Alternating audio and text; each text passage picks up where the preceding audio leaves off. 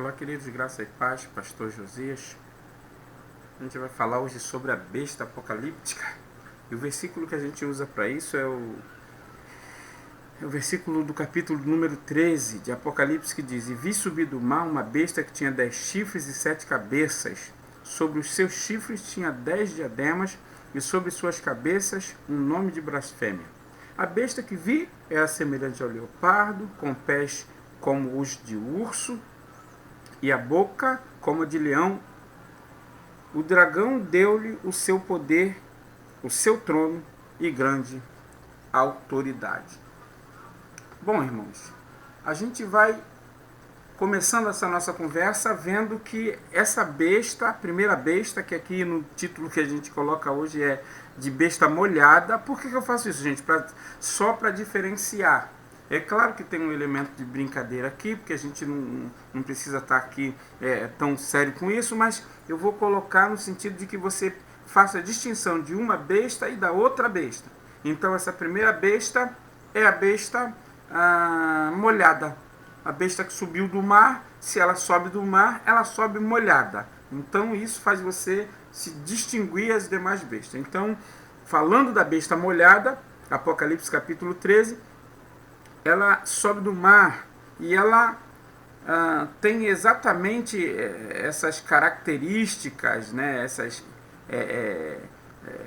7 cabeças, mas essas 7 cabeças têm 10 chifres, não é? Vejam bem, 10 chifres, mais chifres do que cabeça.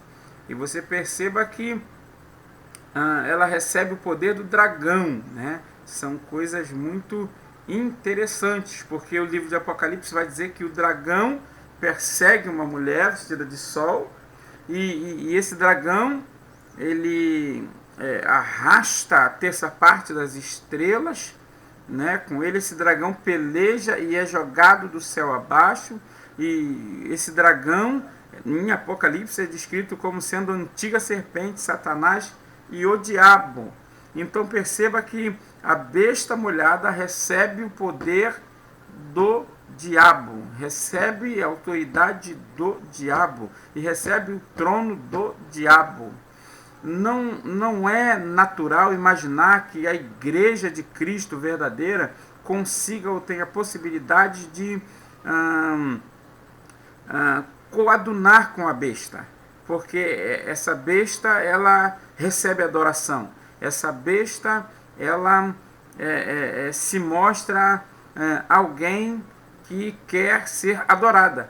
E a adoração que a igreja presta é unicamente ao Senhor Jesus Cristo. Se alguém adora a besta, essa pessoa não é de Jesus, não pertence a Cristo.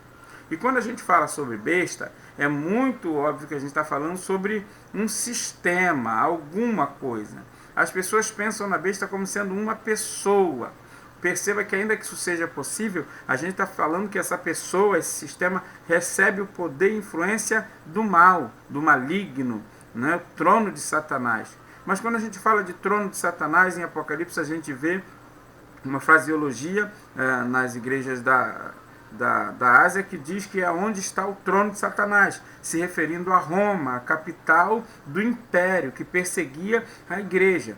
Então as simbologias do Apocalipse, elas vão apontar para acontecimentos, para pessoas, para fatos. Embora haja profecia embutida, há também muito entendimento, porque a carta foi exatamente colocada em moldes apocalípticos para que não fosse qualquer pessoa que pudesse ter o entendimento do que estava sendo passado ali, porque os cristãos corriam risco de vida. Então essa carta foi escrita no final do primeiro século para poder ajudar os irmãos que estavam sofrendo perseguições. Então, quando João fala de besta, ele está falando sobre uma situação, sobre uma pessoa, ele está falando figurativamente. Aquela figura não é alguma coisa que você ou eu possamos levar como sendo algo literal. A literalidade está em alguns pontos, mas não na sua totalidade. Então, quando você encontra, por exemplo,